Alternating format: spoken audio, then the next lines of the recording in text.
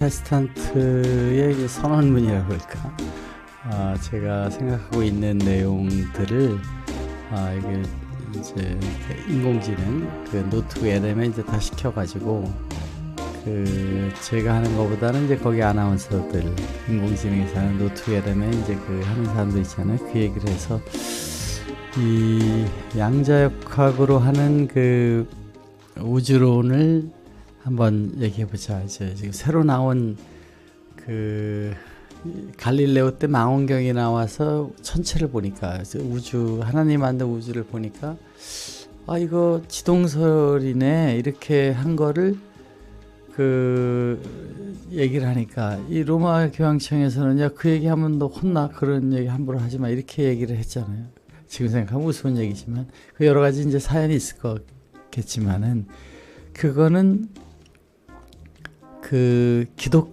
기독교의 신학자가 한 예를 들면 신학의 논리이고 신의 그 자체는 그렇지 않다. 그렇게 계속 변화되어 왔잖아요. 지금 시대의 그 신학에 대한 건 우리가 좀 수정할 수 있다.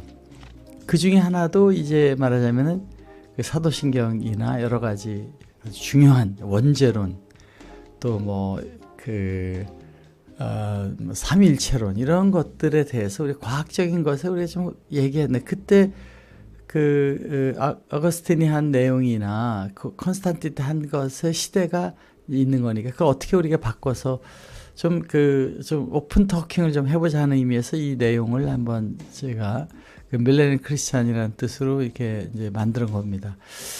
여기 보면 동정녀 탄생, 예수님의 대속, 부활 이거 믿어야 되니까 믿는다고 얘기하지만 따질 필요는 없으니까. 그러나 지금 생물학적으로 우리가 동정녀로 날 수 있느냐? 신이니까 된다. 그럼 다른 때는 왜 안 오고 그때 그렇냐? 여러 가지가 이게 저거 하니까 이거를 좀 다르게 해석하자. 이게 순수한 의식의 현현이다. 오염 없는 차원에서 나온 악이다라는 뜻으로 가는 것이 몸은 우리가 사람을 써서 왔지만 거기에 순수한 신의 성령 할리 스피릿이 온 것으로 가면 되지. 그렇게 볼 때 이것이 동정녀지. 이것이 정말 그렇게 육생이 없어도 됐다. 이런 거는 이제 좀 이렇게 회피했으면 좋겠어요. 그건 좀 더 우리가 봐야 되지 않느냐 그런 거고 이런 걸 아예 말을 안 했으면 좋겠습니다. 사도신경 같은 데까지 넣어서 신을 주장하는 그런 이상한 신이 신의 법칙을 어긋나게 하는 거는 아인슈타인도 믿지는 않았어요. 소위 인격적인 신이라고 표현을 좋게 하면 그런 거는 안 믿었습니다. 호킹도 마찬가지예요. 이런 부분은 우리가 좀 재해석을 하자. 대속이다. 사과를 따먹었는데 그래서 이제 그걸 어겼다는 것이 됐는데 예수님이 정말 잔인한 십자가형을 통해 가지고 고난을 받아 가지고 너네들 죄를 이제 내가 했으니까 내가 너희들이 이제부터 사해 주겠다. 그거잖아. 신이신데 하나님이 직접 오셔가지고 아들이라고 그러지만 성부 성자 성신이 삼위일체 아닙니까? 오셔서 손에다 못을 받고 그렇게 피를 흘려서 이놈들아 내가 이렇게 너네들 때문에 그래. 그러니까 이제부터 너 죄를 용서할게. 이것이 어떤 형법에서도 잘 적용되지 않는 논리 중에 하나일 수 있다는 겁니다. 이것을 우리가 대속이라는 것을 죄의 마음에서 신의 마음으로의 선악과를 따먹고 이런 것에 사탄의 마음이 아니고 하나님의 저 간절한 마음을 우리가 얽힘 하나가 돼서 이제 글로 구원이 되는 신을 모르고 살던 사람이 신을 알고 선악과라는 걸 유혹에 넘어가지 않으면서 정의롭게 이 세상에 하늘의 의를 구고 살아가는 것으로 예수님의 그 모습을 보고 얽힘이 되니까 구세주가 되는 것이지. 그럴 때 대속의 의미가 되는 것이지. 죽었으니까 컨디션이 돼서 내가 천당 간다는 해석은 우리가 신학적으로 조금 다르게 해석해 보자. 제가 저 개인이 생각할 때 그렇게 하는 것입니다. 예수님 부활됐다. 그러면 당장 애들한테 예수님이 이렇게 한 신이 왔었어. 2000년 전에 그분이 계셨어. 이렇게 얘기를 하면 그때 부활이 되면 이제 안 죽고 영생한다는 생각을 사실은 그 카타콤브에 있는 그 수많은 해골들 뭐 엄청나게 많은 애 죽었잖아요. 그때 죽은 네로 때만 무지 죽였잖아요. 그 기독교인들의 그때는 부활을 믿었어. 우리가 이렇게 죽고 나면 살아날 것을 믿었잖아요. 이러니까 이 육체 세포의 그 재생이 돼서 간다라는 그 당시에 믿음이 필요했을 때가 초창기에 있었겠지만은 사실은 이거 안 믿지 않습니까? 그러니까 우리는 예수님의 부활이라는 것은 그 에티오피아 그 교회에서는 예수님이 부활하시 40일간 오시잖아요. 오셔서 이렇게 할 때 영적 부활이라는 걸 명확히 하고 있습니다. 우리한테 이제 영적으로 오신 거죠. 그 얽힘이 돼서 하는 그렇게 얘기를 해서 뭐 우리가 영적인 세상을 아직은 양자역학이 신비한 걸 벌써 증명했잖아요. 세상에 있는 물질의 세상 말고 양자의 얽힘과 퀀텀 트랜스폼이나 퀀텀 커뮤니케이션이 되는데 이게 빛의 속도보다 빠르다 이게. 그럼 모르는 게 있잖아요. 그러니까 우리가 교회마다 기도를 할 때마다 우리 머릿속에는 당연히 하나님 우리랑 다 만 개의 교회가 하든 수천만 명, 수억 명이 기도를 해도 신은 우리가 1대1로 대화되듯이 그럼 퀀텀 커뮤니케이션과 같은 현상이 되지 않고서는 안 되잖아요. 그런 게 있다라고 보면 이것은 그 부활을 통해서 예수님과의 그 탱글링, 그 얽힘이 되면서 그걸 간다. 이렇게 조금 뭐 이거 이제 예입니다. 이런 식으로 해석을 하면 납득이 가게 되는 거로 우리가 조금 바꾸자. 그래서 이 16세기에 했던 그 마르틴 루터의 그 종교 개혁처럼 그 당시에 하나님의 본질 이야기를 나누는 것으로 성경을 번역해서 프린팅을 시킨다는 게 죄가 되는 얘기였잖아요. 면죄부의 95개 조항에 대한 얘기는 사실은 그거보다는 그 부패를 그런 식의 교권을 해서는 안 되고 이제 성경을 다 읽고서 그 프로테스트를 하는 것에 그게 더 의미가 있었던 것이지만 이제 그 당시에는 싸워서 법적으로 그런 걸 뭐 디펜스를 해야 되는 95조 항을 마르틴 루터가 얘기를 하는데 그거를 우리는 이제 밀레니엄 시대의 새로운 그 항목을 우리가 해야 된다. 그래서 이 저항이라는 것보다는 이제 뭔가 해석을 좀 더 어드밴스, 과학도 계속 새로운 거 나오잖아요. 뉴턴이 단 줄 알았는데 아인슈타인이 나오듯이 항상 더 새로운 것이 가듯이 신학도 갈릴레오가 그거 했다고 혼내켰는데 결국은 당연히 받아들여서 가지 않습니까? 신학도 우리가 계속돼서 그 새로운 툴을 가지고 해나가는 것이 필요하다. 이 폐쇄적 문자주의, 성경에 1.1획도 하지 않으면 안 된다. 삼위일체론을 왜 했겠어요? 창세기의 위라고 그러니까 계속 위라는 게 나오는데 하나님 위라는 단어를 하려니까 삼위일체라는 내용에 예수님을 신격화하면서 여러 가지 이렇게 만든 거라고도 볼 수 있는 거니까 그게 무슨 의미가 있어요. 삼위일체가 되든 아니든 우리가 신을 믿는데 무슨 도움이 되고 의미가 있어요. 예수를 신으로 보기 위해서 한 것이고 예수가 신이다 아니다 우리가 하나님을 아버지로 부르면 우리는 신이냐 아니냐 창세기에 우리의 생명은 신의 입김 뭐 한 줄이니까 신의 breath라는 것이 몸이 아닌 생명이 온 거니까 그 신의 생명이 온 거라고 해석해도 되는 거니까 부처님이 모든 사람이 부심이 있는 것처럼 우리한테 신의 성령 할리 스피릿이 있다. 우리도 신의 아들이다. 라고 의역해도 된다. 뭐 저는 뭐 성도니까 그런 얘기를 해보는 겁니다. 그렇게 해서 우리가 이제 신이라는 게 배타적이고 막 질투하는 하나님이고 성내는 하나님이라는 생각은 조금 제가 볼 때는 어울리지 않고 어떤 상황에서 살인자까지도 포용하고 사랑하는 하나님의 마음이기 때문에 예수님은 원수도 사랑하라 이렇게 한 것이니까 이거를 조금 이제 다른 각도로 우리가 이제 해석을 해보자 해서 제가 오늘 제 내용의 글을 좀 적은 거를 오디오 이제 오디오 오버뷰 부분이 더 잘 만들잖아요. 또 파워포인트 걔가 인공지능이 만든 노트웨어를 만들어 좀 넣어가지고 한번 정리를 해봤습니다. 좀 긴 내용이지만은 한번 영상을 봐주시기 바랍니다. 지식 탐구자 여러분, 혹시 아주 오래된 고지도를 보신 적 있으신가요? 그 14세기나 15세기쯤에 그려진 그런 지도들 말이에요. 아, 네. 그 바다 가장자리 쪽에 막 바다 괴물 그려져 있고 그런 지도들 말씀이시죠? 네, 맞아요. 그 가장자리 쪽에 이곳에는 용이 살고 있음 이렇게 무시무시하게 경고가 적혀 있잖아요. 사실 당시 사람들은 그걸 진짜 굳게 믿고 항해를 했거든요. 네, 나름대로 그 시대에는 그게 통했던 거죠. 미지의 세계가 주는 공포를 견디기 위해서 그런 상상력이 필요했을 테니까요. 그렇죠. 근데 만약 오늘날 우리가 그 지도를 들고 서울 도심을 운전하거나 태평양을 건너려고 한다면 당장 엄청난 사고가 나겠죠. 완전히 큰일 나죠. 지금은 우리한테 GPS도 있고 인공위성이 지구 전체를 실시간으로 내려다보고 있으니까요. 완전히 다른 차원의 도구가 생긴 겁니다. 맞습니다. 그래서 오늘 이 심층 분석 시간에서는 바로 이 종교와 영성의 GPS를 완전히 최신 버전으로 업데이트하려는 아주 흥미로운 자료들을 테이블 위에 올려보려고 합니다. 네, 오늘 우리가 아주 깊게 파헤쳐볼 핵심 자료들이 좀 방대하죠. 아직 출간되지 않은 도서의 기획안인 밀레니엄 크리스천, 빅뱅에서 사랑까지 양자 역학이 풀어낸 구원의 코드라는 자료고요. 제목부터가 엄청나네요. 그렇죠. 그리고 제2의 프로테스탄트 선언문, 또 이와 관련된 유튜브 강연 스크립트와 시각 자료들입니다. 그러면 이 자료들이 주장하는 핵심 미션, 그러니까 우리가 오늘 집중해야 할 포커스는 뭔가요? 아주 명확하면서도 거대합니다.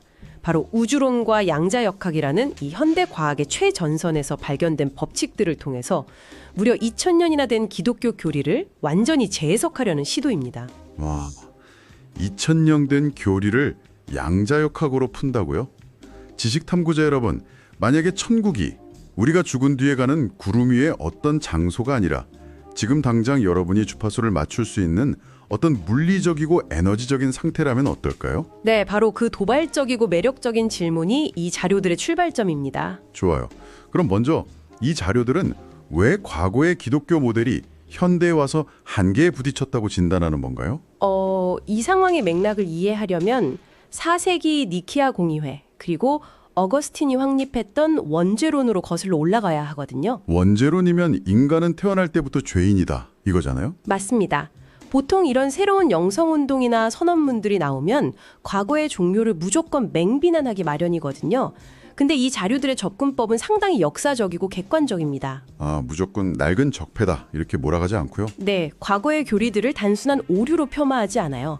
오히려 그 고대와 중세시대에는 그것이 인류를 생존하게 만든 필수 불가결한 방편이었다고 설명을 하죠. 방편이라면 그 당시 인류의 의식 수준에는 통제를 위해서 아까 말한 바다 괴물이 그려진 지도가 꼭 필요했다는 뜻인가요? 정확합니다. 고대와 중세 사회를 한번 상상해 보시죠. 인류의 의식은 아직 미성숙했고 사회는 야만과 혼란의 연속이었잖아요. 그렇죠. 매일같이 전쟁 나고 약탈하고 그랬을 테니까요. 네, 그래서 이들을 하나로 묶고 최소한의 도덕적 질서를 세우기 위해서는 아주 강력한 통제 시스템이 필요했던 겁니다. 너희는 태어날 때부터 죄인이고 규칙을 어기면 지옥불에 떨어진다는 공포 기반의 시스템이죠. 약간 규칙 안 지키면 호랑이가 물어간다고 유치원생들 겁주는 거랑 비슷한 거네요. 딱 그겁니다. 그 공포 기반의 교리들이 있었기에 지난 2000년 동안 인류 문명의 뼈대가 유지될 수 있었다는 걸 이 자료들도 인정을 해요. 아, 근데 이제는 인류가 유치원을 졸업했다는 거군요. 바로 그 지점입니다. 우주가 가속 팽창하듯이 인류의 이성과 과학적 이해도 비약적으로 진화했잖아요. 이제 우리는 양자 역학을 논하는 시대에 살고 있죠. 네, 스마트폰으로 전 세계가 연결된 시대니까요. 그래서 자료에 담긴 디지털 시대의 95개조 반박문은 이렇게 선언합니다. 인류가 더 이상 공포나 원죄에 기반한 강제적 통제가 필요 없는 성숙한 단계에 이르렀다고요. 비유하자면 인류의 하드웨어는 최신형 양자 컴퓨터로 진화를 했는데 종교라는 소프트웨어는 여전히 2000년 전의 도스 운영체제를 고집하고 있다는 거네요. 오, 아주 정확한 비유입니다. 그 까만 화면에 명령어 일일이 쳐야 하는 도스 환경 아시죠? 네, 아주 무겁고 답답한 시스템이요. 그 도스 환경에서는 현대 우주론이라는 방대한 데이터를 도저히 처리할 수가 없는 겁니다. 그래서 이 자료들은 신의 실체부터 최신 운영체제에 맞게 완전히 새롭게 렌더링을 시도합니다. 신을 새롭게 렌더링한다고요? 그럼 어떻게 정의하는데요? 기존의 낡은 신학에서는 신을 막 구름이 옥자에 앉아서 인간을 감시하고 심판하는 어떤 인격적인 군주나 수염난 할아버지로 묘사했잖아요. 그렇죠. 우리가 흔히 상상하는 신의 이미지죠. 하지만 여기서는 우주의 근원적 에너지 그 자체를 신으로 봅니다. 우주의 근원적 에너지라. 그럼 우주가 처음 생겨난 그 빅뱅은 신학적으로 어떻게 설명이 되는 건가요? 과학자들은 빅뱅 이전에 모든 것이 한 점에 모여있던 특이점이 있었다고 하잖아요. 이 자료의 진정한 통찰이 바로 거기서 빛을 발합니다. 자료들은 그 빅뱅 이전의 특이점을 단순히 물질이 엄청난 밀도로 압축된 덩어리라고 보지 않아요. 물질이 아니면 뭐라는 거죠? 그곳은 사랑, 의지, 잠재력, 그리고 이 우주의 모든 설리도가 포함된 순수 정보이자 에너지의 바다였다는 겁니다. 아, 순수한 정보의 바다요? 네, 성경 요한복음에 보면 태초에 말씀이 계시니라 할 때 그 로고스라는 단어가 나오거든요. 그 로고스가 바로 이 특이점이라는 거죠. 오, 성경의 로고스랑 빅뱅의 특이점을 연결하다니 진짜 흥미롭네요.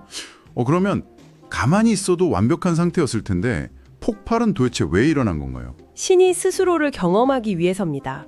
완벽한 일체의 상태에서는 나와 너가 없잖아요. 아, 분리가 안 되어 있으니까요. 그렇죠. 대상이 없으니 사랑을 주고받을 수도 없죠.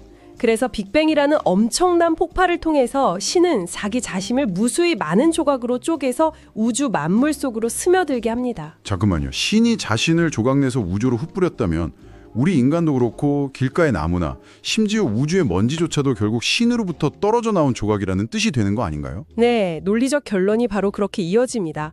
자료에서는 이를 자기희생적 분화 사건이라고 부르는데요. 이 관점에 따르면 모든 인간은 태어나면서부터 죄를 지은 죄인이 아닙니다. 본질적으로 신의 파편이라는 거군요. 맞습니다. 우리 내면에 창조주와 동일한 질적 속성인 신성이 내재되어 있다는 거죠. 신은 분화된 감각기관, 즉 우리들의 눈과 귀, 그리고 감정을 통해서 이 우주를 아주 생생하게 실시간으로 경험하고 있는 겁니다. 우리가 이미 신의 파편이고 우주가 신이 스스로를 경험하는 거대한 가상현실 같은 거라면 기존에 우리가 알던 천국행 티켓이라는 개념은 완전히 앞뒤가 안 맞게 되는데요? 어떻게 앞뒤가 안 맞다고 생각하시나요? 아니, 우리가 이미 신의 일부라면 나중에 죽어서 신이 있는 어딘가로 갈 필요가 없잖아요.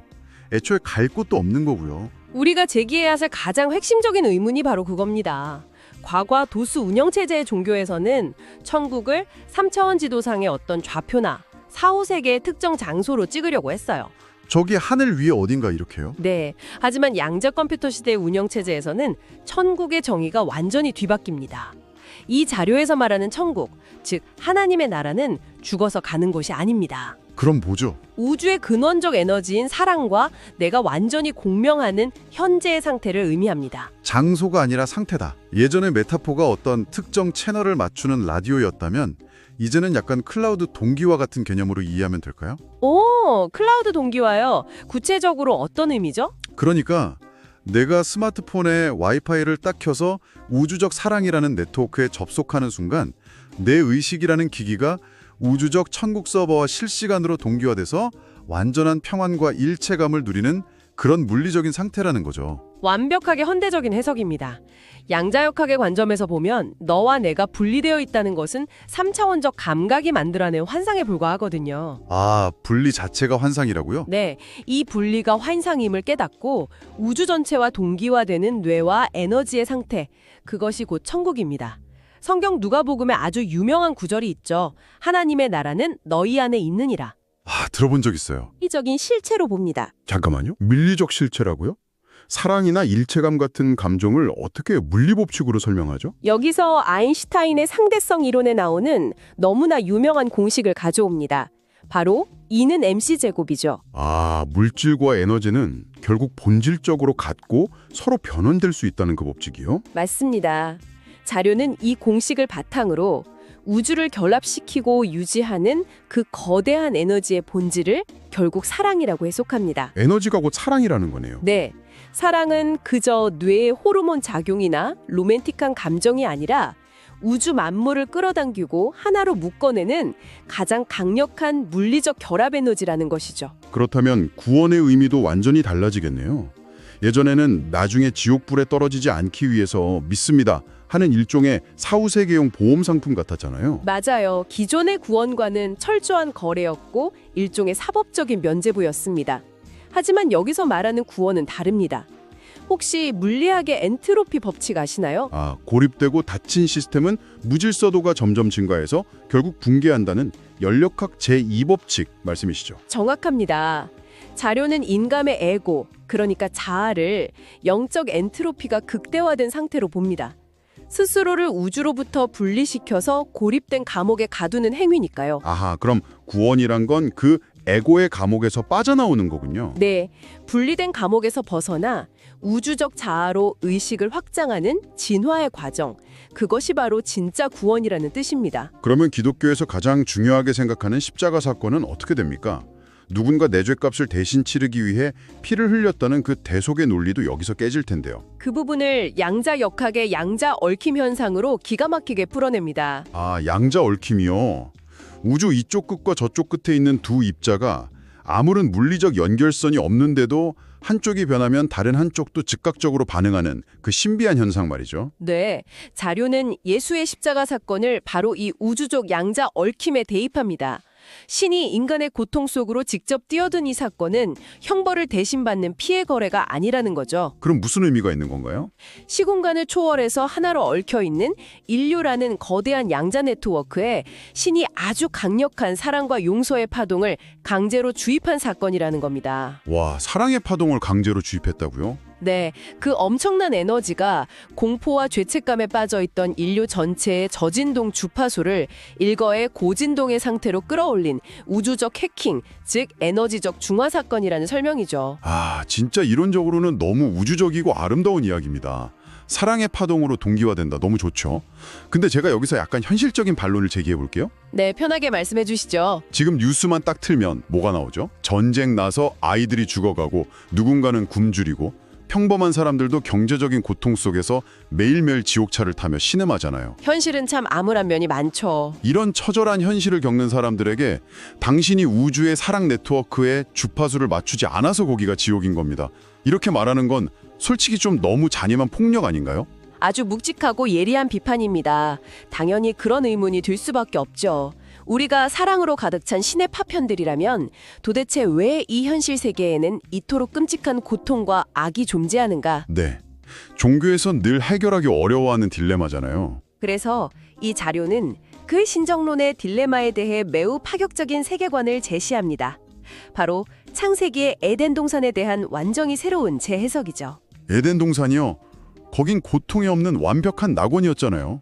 인간이 선악과를 따먹고 쫓겨나기 전까지는요. 자료에 포함된 유튜브 강연 스크립트는 정반대로 주장합니다. 에덴 동산에 뱀의 유혹과 선악과가 없었다면 그곳은 진정한 천국이 아니라 단지 무의미한 온실에 불과하다는 겁니다. 온실이요? 왜요? 고난과 도전, 즉 결핍이 없는 곳에서는 그 어떤 영적 성장도 자유의지의 발현도 일어날 수 없기 때문이죠. 아, 선악과가 인류를 타락시킨 시스템 오류가 아니라 애초에 처음부터 설계된 필수 기능이었다는 거군요. 그렇습니다. 그래서 이 자료는 우리의 삶과 이 세계를 천국의 놀이터라고 명명합니다. 놀이터라면 막 신나게 노는 곳을 말하는 건가요? 오해하시면 안 되는 게 이게 재미로 가득한 유원지라는 뜻이 전혀 아닙니다. 신의 파편들인 우리가 더 깊은 사랑과 진리를 체험하기 위해서 스스로 설계하고 뛰어든 영혼의 하드코어 트레이닝 센터라는 뜻입니다. 하드코어 트레이닝 센터요? 네, 선악과라는 유혹과 고난, 즉 거룩한 긴장을 이겨내고 스스로 레벨업을 해야 하는 고차원의 롤플레잉 게임인 셈이죠. 아, 강연에 나왔던 화이트 페인이라는 개념이 여기서 연결되네요. 네, 맞습니다. 화이트 페인이 어떤 의미로 다가오셨나요? 따뜻한 방 안에 누워만 있으면 몸은 편하지만 근육은 다 퇴화하잖아요. 반대로 추운 겨울에 맨발로 산을 오르는 고통은 끔찍하지만 정상에 섰을 때 그 능동적인 고통의 과정 자체가 궁극적으로 엄청난 쾌감과 성장, 생명력을 주죠. 현실의 시련이 바로 그런 거라는 거잖아요. 완벽하게 이해하셨습니다. 우리가 일상에서 겪는 수많은 실패, 억울함, 갈등조차도 신이 우리를 미워해서 내리는 벌이 아닙니다. 그럼 뭐죠? 내 영혼의 근육을 찢고 성장시키기 위해 우주가 세팅해 놓은 영적 헬스장의 바벨 같은 도구라는 거죠. 와, 이거 정말 소름 돋는데요. 만약 인생이 내 영혼을 성장시키기 위한 거대한 롤플레잉 게임이라면 우리가 이 게임에서 사용할 수 있는 물리적 법칙, 즉 치트키 같은 것도 있을까요? 종교에서는 흔히 그걸 기도라고 부르잖아요. 네, 자료는 그 기도의 메커니즘을 양자 물리학의 관찰자 효과로 치환해서 설명합니다. 관찰자 효과라면 그 양자역학의 유명한 이중슬릿 실험 말씀하시는 거죠? 네, 맞습니다. 우리가 관찰하기 전까지 전자는 파동, 즉 무한한 가능성의 형태로 우주에 겹쳐서 존재하다가 의식을 가진 누군가가 그걸 관찰하는 순간 물리적인 입자로 확정되는 현상이요. 정확합니다. 자료는 기도를 바로 그 적극적인 관찰 행위로 봅니다. 기도는 저 하늘 구름 위에 있는 할아버지에게 제발 이것 좀 주세요 하고 구걸하는 행위가 아니라는 거죠. 그럼 기도가 현실을 창조하는 거라는 뜻인가요? 네. 무한한 가능성의 파동으로 요동치는 양자 우주 공간에 나의 임계점을 넘는 간절한 의식이 개입하는 순간 그 막연한 파동 중 하나가 붕괴되면서 내 눈앞에 실제 물질과 현실의 입자로 렌더링되는 작업입니다. 우와, 성경에 구하라, 찾으라, 문을 두드리라 이런 말씀이 있잖아요. 이게 단순히 때를 쓰라는 비유가 아니라 양자역학적으로 현실을 창조해내는 일종의 물리적 매뉴얼이었던 거군요. 맞습니다. 우리가 신의 파편으로서 현실을 렌더링할 권한과 능력을 이미 가지고 있다는 거대한 선언인 거죠. 이쯤 되니까 자연스럽게 큰 의문이 하나 생기거든요. 어떤 의문이신가요? 구원이 나누는 개별 의식의 진화 과정이고 기도가 우주와 상호작용하는 물리 법칙이라면 굳이 매주 일요일 아침에 졸린 눈을 비비며 특정 건물에 모여서 헌금을 내는 교회라는 물리적 조직이 도대체 왜 필요한가요? 이 자료가 주창하는 디지털 시대의 95개조 반박문이 가장 날을 세우는 부분이 바로 그 지점입니다. 공동체성에 대한 재정이죠. 교회의 역할을 완전히 다르게 보는 거군요. 네. 기존의 교회가 자신이 죄인임을 끊임없이 고백하고 서로를 감시하면서 지옥의 두려움으로 묶어두는 일종의 감옥처럼 기능한 측면이 있다면 미래의 교회는 그 껍질을 완전히 깨부숴야 한다고 선언합니다. 그럼 새로운 시대의 교회는 어떤 모습이어야 하나요? 두려움의 감옥에서 벗어나 영적 발전소, 헬라어 원어로는 진정한 의미의 에클레시아로 재탄생해야 합니다. 영적 발전소요? 구체적으로 어떤 일을 하는 곳인가요? 너도 죄인, 나도 죄인 이렇게 자책하는 게 아니라 서로가 위대한 신의 일부임을 확인시켜주는 겁니다. 각자가 가진 긍정적인 사랑의 주파수를 공명시켜서 그 에너지를 증폭시키는 네트워크가 되어야 한다는 거죠. 아, 꼭 어떤 건물이 아니라는 뜻이군요. 만약 제가 회사에 출근해서 저를 괴롭히는 직장 상사를 저 사람은 내 영혼의 레벨업을 돕기 위해 우주가 배치한 NPC구나 이렇게 깨닫고 동료들과 긍정적인 에너지를 나누면 그 사무실 공간 자체가 에클레시아, 즉 영적 발전소가 될 수 있다는 거네요. 바로 그겁니다. 특정 장소나 건물, 목회자라는 직급, 혹은 교단이라는 그 좁은 울타리에 더 이상 얽매이지 않는 겁니다. 그렇군요. 이런 관점이 확장되면 이 자료가 왜 기존의 이단 논쟁을 훌쩍 넘어서는지 알 수 있습니다. 이 새로운 세계관 앞에서는 타종교에 대한 배타성이 발붙일 곳이 없거든요. 우주적 관점에서는 불교든 유교든 결국 다 통한다는 뜻인가요? 흔히 시각장애인들이 코끼리를 만지는 우화의 비유를 많이 하죠. 코끼리 코 만진 사람은 뱀 같다고 하고 다리 만진 사람은 기둥 같다고 하는 그 우화요? 네, 불교의 해탈, 유교의 인, 힌두교의 버마일려 같은 철학들은 결국 신 또는 우주의 진리라는 거대한 코끼리를 서로 다른 문화적, 역사적 위치에서 더듬고 해석한 손길일 뿐이라는 겁니다.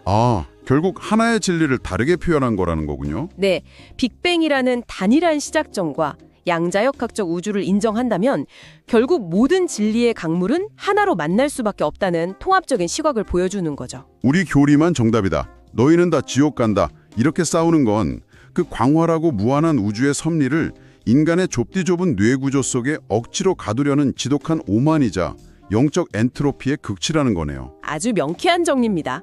진정한 인류의 통합은 이런 보편적 영성을 추구할 때 비로소 가능해집니다. 종교적 도구마라는 낡은 지도를 버리고 우주적 사랑이라는 GPS를 켤 때 진정한 평화가 온다. 이게 바로 밀레니엄 크리스천의 비전이군요. 네, 맞습니다. 자, 지식탐구자 여러분, 오늘 우리는 정말 깊고 광활한 우주를 항해했습니다. 공포에 기반한 과거의 도구마를 넘어 양자역학이라는 최신의 도구로 2000년 된 교리를 재해석해봤는데요. 네, 정말 밀도가 높은 대화였습니다. 오늘 나눈 이야기들을 갈무리해보자면 이렇습니다. 신은 하늘에서 우리를 감시하는 누군가가 아니라 우주 자체의 근원적인 에너지라는 점, 그리고 우리는 그 신이 스스로를 경험하기 위해 흩뿌려진 위대한 파편들이라는 사실이죠. 그리고 무엇보다 천국에 대한 새로운 정의가 핵심이었죠. 맞습니다. 천국은 죽은 뒤에 가는 보상 같은 장소가 아니라 바로 지금 이 순간 여러분이 우주의 본질인 사랑과 주파수를 동기화하는 뇌와 영혼의 상태라는 것. 이것이 오늘 깊은 탐구의 가장 빛나는 통찰이었습니다. 그런데 이 방대하고 깊은 지식이 그저 지적 유희로 끝나지 않으려면 결국 매일의 삶에 적용되어야 하거든요. 어떻게 적용할 수 있을까요? 나는 오늘 하루 무한한 가능성의 우주 앞에서 나의 현실을 어떻게 관찰하고 무엇으로 렌더링할 것인가? 이 질문을 던져야 합니다. 교리나 제도가 우리를 구원하는 것이 아니라 우주적 진리를 깨달은 우리 스스로가 내면의 나침반을 통해서 삶을 창조해 나가는 것이죠. 맞습니다. 그래서 마지막으로 우리 청취자 여러분의 세계관을 한 번 더 뒤흔들 아주 도발적인 질문을 하나 던지며 마무리하려고 합니다. 어떤 질문일지 기대되네요. 오늘 대화 중간에 이 삶이 천국의 놀이터이자 레벨업을 위한 게임이라고 했었잖아요. 자료에는 아인슈타인의 4차원 시공간 개념과 다중우주 이론을 영혼의 여정에 접목한 대목이 나옵니다. 아, 그 부분 참 인상적이었죠. 네, 여기에 따르면 우리의 육체적 죽음은 결코 모든 것의 끝이 아니라고 합니다. 우주적 관점에서 죽음은 단지 새로운 영적 제로 베이스로 나아가는 퀀텀 점프, 즉 차원 이동에 불과하다는 거죠. 맞아요. 아주 과학적인 은유입니다. 여러분, 여기서 가장 소름 돋는 사실은 이것입니다. 이 고단한 현실 속에서 오늘 하루 당신이 겪어내고 이겨내며 도달한 영혼의 성숙도가 바로 당신이 퀀텀 점프에서 마주하게 될 다음 차원의 다중우주를 결정짓는 물리적 초기 조건이 된다는 겁니다. 다음 생애의 우주를 지금 내가 세팅하고 있다는 거네요. 그렇습니다. 지식 탐구자 여러분, 지금 당장 당신의 마음은 다음 생애를 위해 어떤 우주를 창조하고 계십니까? 오늘 우리의 대화가 여러분의 의식을 완전히 새로운 차원으로 확장하는 의미 있는 시간이 되었기를 바랍니다. 여러분이 렌더링하는 내일의 우주가 경이로움과 사랑의 주파수로 가득하기를 진심으로 응원하며 오늘 심층 분석 시간은 여기서 마치겠습니다. 함께해 주신 지식탐구자 여러분 감사합니다. 다음 시간에도 여러분의 뇌를 춤추게 할 새롭고 흥미로운 자료들로 찾아오겠습니다. 안녕히 계세요. 지식탐구자 여러분. 지금 그 전속 저희 해설가 이름을 제가 모르겠습니다. 노트게람이 한 거니까요. 이제 이거는 이제 그 제가 글을 쭉 써서 주고 대화를 하면서 이제 인공지능하고 만든 논리를 가지고 영상을 만들어 하면 이렇게 이제 만든 거죠. 단지 이것은 비디오라면 짧으니까 오디오를 좀 길게 한 거를 PPT를 조합해서 하다 보니까 약간 타임이 안 맞고 그런 부분이 있습니다. 요 이제 끝 부분에서 그 일부 빠진 것이 이제 구원과 재림에 대한 거 있잖아요. 그 뭐 시작할 조금 얘기했지만 성령인 대 십자가 부활 부분에 대한 것을 이제 어떻게 좀 해석을 하자. 그 시대에 그렇게 얘기하던 그 박해거세가 아래서 났다 하던 시대 아닙니까? 그 313년 그때에 컨스탄틴 공의회가 일어날 때인데 그 영적인 영감을 가지고 쓴 그 여러 가지 사도신경이나 이런 것에 포함된 것 중에 이제 재림, 다시 온다, 구원, 심판한다 이런 부분들을 그 영적으로 사람들한테 그 성령에게 다 임해서 성령 신의 파피니까 그렇게 모델하면 쉽게 얘기가 되지만 이것은 그 구름을 타고 오는 그런 것이 아니고 우리 내면의 신성을 깨닫고 모두가 거기서 거듭남을 받는 그런 이제 그 내용이다. 이것이 그 물질 세계와 관념 세계, 생각에 의해서 현실이 나타나고 있는 이런 여러 가지를 볼 때는 충분히 우리가 삶과 죽음의 문제는 이 세상에서 생명이 있는 그게 삶이 아니고 영적으로 사는 그 저쪽 시공간을 밖에서 볼 수 있는 다차원의 공간에서 봤을 때의 삶이 실제 영생의 삶에 있는 것으로 봤을 때에 이런 것은 충분히 우리 생명 속에 재림이라는 그 세계 속의 내용으로 갈 수 있는 것도 있으니까 이렇게 이제 합리와 같이 들리지만은 저에게는 또 그 그렇게 해석하는 거로 봤을 때 이 말은 거짓이 아니고 재림하게 된다.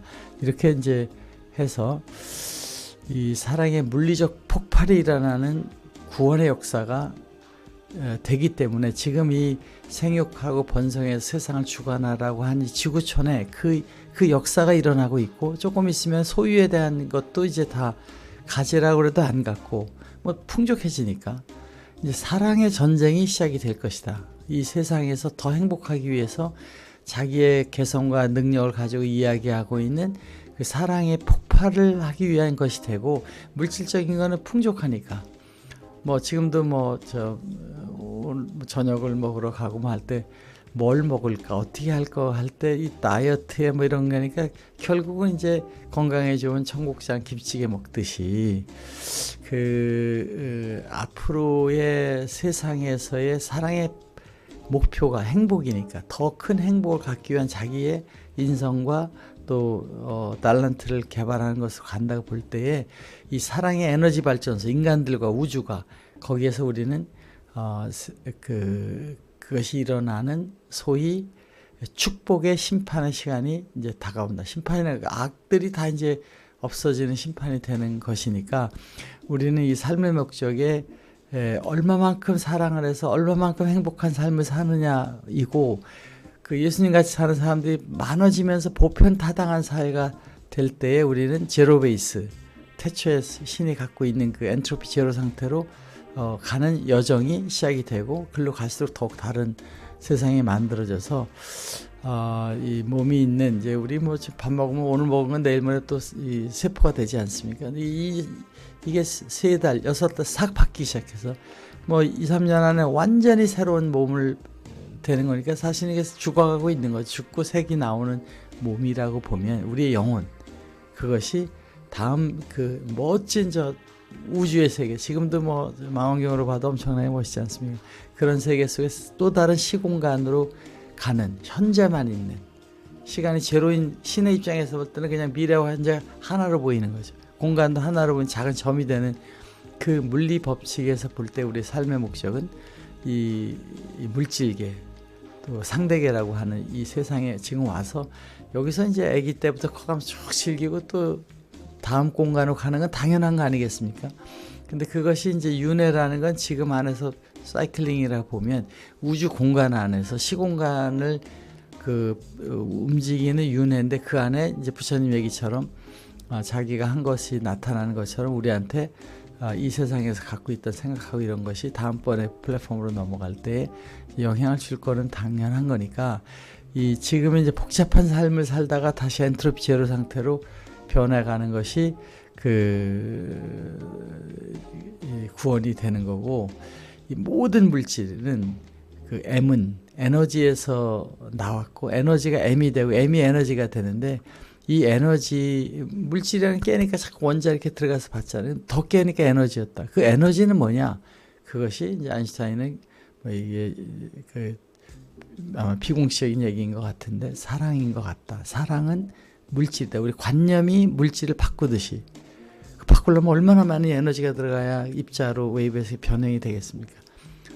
지금 양자 가속기에서 막 에너지를 줘서 막 그 안에서 이 물질이 나오는 거, 뭐예요? 그런 것이 이제 생기지 않습니까? 그런 것처럼 이 러브라는 것은 실제 물질화되는 커다란 에너지다라고 보고, 그 러브에서 우주가 창조됐다 이렇게 보는 모델이어서, 이게 이제 민켄스키 코디네이션가요? 하여튼 이제 이거를 이 평면을 3차원으로 보고 여기를 시간으로 봤을 때 이 시간과 공간과 아인슈타인은 시간, 공간, 에너지, 물질이 다 하나다. 그 힘도 지구촌에 있는 모든 힘이 한 가지로 해서 된다는 것이 이제 유니피케이션 테어리인가요? 그것이 있잖아요. 그게 지금 풀렸잖아요. 스트링 테어리를 가지고 풀렸다고 주장을 하고 있는데, 최근에 그런 게 된 거죠. 이것이 4차원 시공간에 과거와 미래가 같이 있는 공간이라는 겁니다. 거리도 짧아지고 늘어지고 하는 게 다 시간의 함수 관계에 있는 이 코디네이터 아닌데, 이것이 하나님의 나라가 이렇게 돼 있는 거니까 우리는 이 세상을 살 때의 선악과의 그 법칙 따먹으면 죽는다. 뭐 하나님이 죽는다 진짜 죽이지는 않았잖아요.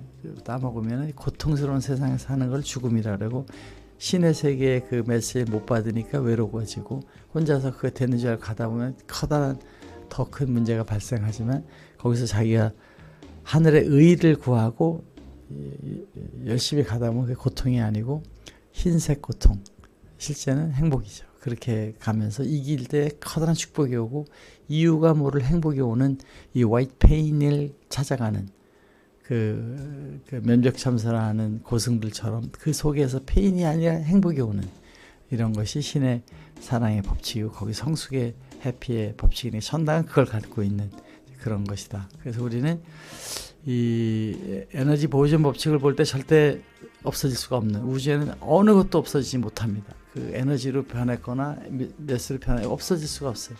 그 신이기 때문에 그거를 절대로 변하지 않으니까 영원하다는 거고 트랜지션이 될 뿐이고 우리가 이 시공간에서 요 시공간 지구촌이라는 아까 그 코디네이트에서 한 시공간에서 다음 거로 전환될 때에 다른 우주나 이런 거를 갈 때는 양자 트랜스폼 얽힘처럼 우리가 통신에서부터 수억 광년의 순간 이동듯이 글로 이동될 때 우리가 갖고 있는 영적 세계에서의 뭐 영혼이든 우리의 성령이 글로 가서 거기서 또 거기 준비했던 거를 가지고 또 발전시키는 게임을 하는 우주 공간에 이 라이프타임이 있는데 그것이 영원한 신의 플레이그라운드가 된다. 구원이라는 것은 우리가 그 복잡한 삶을 살면서 차분한 삶으로 가는 복잡한 인생을 만들잖아요. 자꾸 뭐 이렇게 하는 것에서 엔트로피 제로 상태로 신의 마음 상태로 가는 것이 구원이 되고 그 게임을 한다라고 보면 지금까지 있는 중서의 기독교에서 얘기하던 심판하고 통제하고 혼내키고 뭐 질투하고 이런 화내는 신이 아니라 우리는 정말 사랑의 에너지의 그 에센스가 신이라고 1차적으로 해석을 해보면 우주적 에너지 항상 선한 방향 항상 그 제로 엔트로피 상태로 있는 사랑의 근원이 신이고 영원한 사랑이고 그 신이 준 모든 고통이라는 것은 사랑의 고통이고 사랑의 매지 그것이 고통을 위한 고통이 아니다. 그거는 바른 방향으로 가기 위한 fear와 고통을 거기다 한 것일 뿐이다라는 것이고 우리 인간은 지금 죄를 잘못 져서 이 세상에 사는 것이 아니라 빅뱅에서 된 파편인데 그 안에서 그런 창세기에 있는 세상을 지금도 살아가고 있고 먹은 사람은 타락하고 안 먹은 사람은 그 길로 갈 수 있는 것인데 그 불행히도 그동안에는 너무나 많은 사람이 잘못된 생각과 철학을 가면 세상이 이렇게 더 복잡한 거고 앞으로 자꾸 정화돼서 나가는 구원의 과정을 통하게 되면 그런 거 하라고 예수님이 오신 거죠. 그렇게 되면 우리는 신성을 찾고 글로 가면서 행복을 나누는 정말 폭발적인 사랑의 세상이 된다. 죽음은 죽어서 천당 저기 가는 게 아니라 지금 이 공간 저도가 이 우주 여기서 시간이 긴 데도 있고 짧은 데도 있고 공간이 짧게 블랙홀도 있고 하는 이 우주 공간 안에서의 우리의 삶을 통해서 자기가 신의 주파수 낮은 엔트로피 상태로 돌아가서 행복을 자기 도전해 나가는 생육 번성 주간의 길을 가는 것이 천국이다.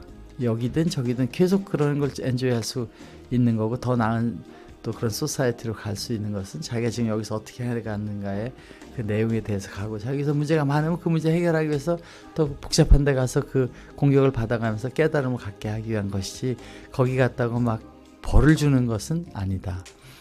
신은 자유의지를 절대 타치하지 않는다. 그런 것이죠.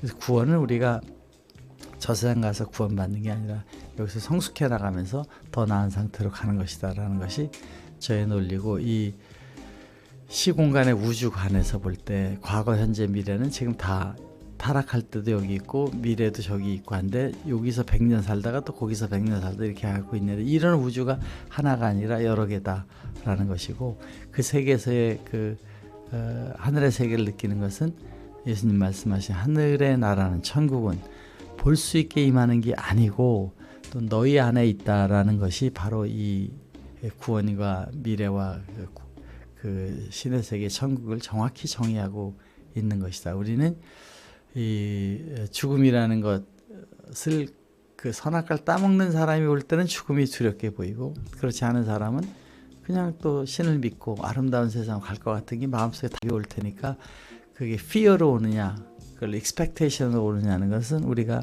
졸업장을 받을 때 더 나은 상태로 발전할 때는 기쁘고 아닐 땐 두려운 것처럼 삶을 맞이하는 것이 그렇게 될 게 같이 소크라테스도 그렇고 예수님도 그렇고 다 부처님도 그렇고 뭐 고승들이나 그 사람들은 사실 아인슈타인도 죽을 때 뭐 수술해서 좀 더 살라고 하지 말라 그러잖아요. 그 3개월 전 죽기 전에 자기 친구한테 보낸 편지에서 우리는 죽음을 인정하지 않, 죽음을 다르게 보는 과학자들이다. 시공간상에 있는 것을 전환일 뿐이니까 그냥 편안하게 간 거죠. 과학자들은 다 믿지 않습니까? 그렇게 되는 거니까. 그래서 우리는 이제 제가 얘기하고 있는 그 과학과 신학이 결혼할 때가 되다. 왜냐면 과학이 지금 다 신의 얘기 아닙니까? 근데 이것을 이단화하는 이런 거는 좀 어색하다. 신학은 항상 현재의 과학이나 여기에 어댑트 해왔다. 그러니까 배타적으로 가는 거는 조금 오픈해야 된다. 이 에클라시아의 회복이라는 것이 이제 우리가 이 세상 지옥으로 하는 것이 아니라 사랑의 연을 증폭하는 영적 발전소가 되는 그런 것으로 우리가 이제 돼야 되는 거고, 우리는 신의 일부, 하나님이 너희도 하나님을 아버지라고 부를 때에 그것이 진짜 아버지가 되는 그런 신의 파편, 창세기에 있는 신의 입김, 그거 생명이라고 정의되어 있잖아요. 몸은 흙이고 우리 생명은 입김으로, 신의 입김이 우리 성령 안에 있다라고 보면 모든 사람들은 위대한 신으로 우리가 보고 같이 이걸 살아가야 돼서, 신 원죄 구원 재림의 이 전통적 그 사색의 도구마를 우리가 이제 좀 달리해서 과학적인 그 렌즈를 통해서 이걸 봐가지고 빅뱅, 연력학, 에너지 보존, 양자적 인계점을 통해서 우리는 신을 만물에 내재된 모든 만물에 있는 거죠. 신의 그 손길과 신의 모습과 신의 몸이 거기 있는 거죠. 거기에서 우리는 그 원죄라는 것은 그동안 자꾸 그런 그 신의 세상에서 떨어져서 신의 음성을 못 듣고 자기의 감정과 사탄의 유혹이라고 하는 내부적인 에고에 의해서 고립될 때가 그것이 이제 원죄같이 되고, 세상에 그런 걸 보면서 그런 걸 만드니 그런 줄 알고 살잖아요. 그런 것으로부터 우리가 구원은 다시 원래의 모습으로 찾아가는 것을 모든 사람이 같이 노력해서 가게 되고, 결과적으로는 이 재림과 심판이라는 거, 이제 그것이 윈해서 세상에 이제 더 나은 상태로 폭발적인, 지금 이제 특히 AI에서 엄청난 가속이 되고, 저도 뭐 AI에서 이런 게 다 그림도 만들고 하는 건데 옛날 같으면 못 만들죠, 이런 그림들을. 그렇게 되는 것이 이제 충격적인, 정말 환상적인 미래가 약속된 시대가 지금 오고 있으니까, 거기에서 우리가 그 사랑을, 하늘의 의를 구하는 마음으로 가게 되면 이 지구촌은 정말 아름다운 세상이 된다. 이 에고들이 복잡하게 가서 엔트로피가 복잡하게 이렇게 돼 있는 데서 오직 예수님의 믿음과 하나님의 사랑을 통해서만, 그 의지를 통해서만 엔트로피가 내려오는 건데, 그것을 십자가 양자 얽힘 현상을 통해서 갈 수 있게 한 것이 나를 통하면 천대가 가지 못하겠다 한다는 내용이나, 구원을 해주고 대속의 의미가 여기에 있는 것이고, 그걸 알려줘서 우리가 찾아가면 여기 부활된 그런 세상으로 간다는 그런 이제 새로운 프로테스탄트의 철학을 저는 주장을 하고 있습니다. 이 양자적인 코헤런스, 우리는 이제 공간이 저기 뭐 새로운 데 있는데 그것이 아니라 여기서부터 그런 걸 얼마든지 갈 수 있고, 사랑의 주파수를 맞춰가지고 자기의 레저넌스를, 신의 그 주파수 맞춰 레저넌스가 될 때 찬란한 행복이 오잖아요. 뭐 저도 많은 개발하지만 개발이 될 때 그 기쁨은 괜히 혼자서 막 이렇게 되잖아요. 그 뉴턴도 그 중력을 발견해서 막 좋아하고, 아인슈타인도 그런 것을 이제 뭐 그 영화 같은 거 보면 나오잖아요. 이게 왜 오느냐? 그 신의 메시지를 들을 때 기쁨이 오는 것이 견성의 기쁨이잖아요. 그 불교에서 얘기하는 그런 것이 이제 그 절대적인 안정감이 있고, 이 그 전체와 하나 되는 신의 우주랑 하나 되는 그런 게 될 때, 여기가 nowhere, 천당은 없다. nowhere라는 영어가 now here로 한다는 얘기처럼, 우리는 지금 천당에 와서 천당이 없다고 보는 nowhere로 보는 사람이냐, 여기가 here라고 보는 now here로 보느냐는 것은 자기 속에 하늘의 의를 구하는 신이 같이 있느냐를, 그러니까 우리는 밀레니엄 크리스찬, 새로운 그 인류의 길은 이게 멋진 우주, 우리가 지금 생각하는 지구촌도 지금 멋져가고 있는데 더 멋진 우주 안에서 우리는 이제 두려움이 아니라 희망을 가지고 그 고통이 아니라 행복을 가지고 갈 수 있는 그런 신과의 레저넌스, 사랑의 그 양자 얽힘이 돼서 내 안에 천국을 만들어가는 그런 시간이 된다. 여러분, 우리 손끝에서 시작되는 천국이다. 이게 양자역학이 우리가 알려주고 있습니다. 우리가 생각하는 것으로 우주가 따라가서 만들어지게 하는 신이 다 만들어 놓은 거 안에 우리가 그것을 운영하는 것은 우리의 자율의지에 의해서 창조가 일어나게 되는 것을 양자에서 관찰에 의해서 물질이 생긴다는 그 심틈을 증명하게 한 겁니다.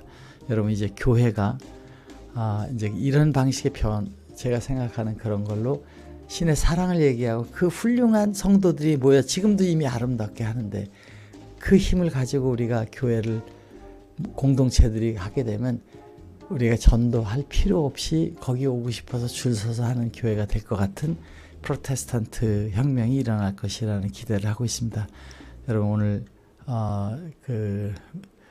제가 생각하는 내용을 정리하고 이제 약간의 책도 지금 적어보고 이렇게 하고 있는데 어쨌든 이런 내용들을 통해서 새로운 이야기가 되었으면 좋겠습니다. 감사합니다.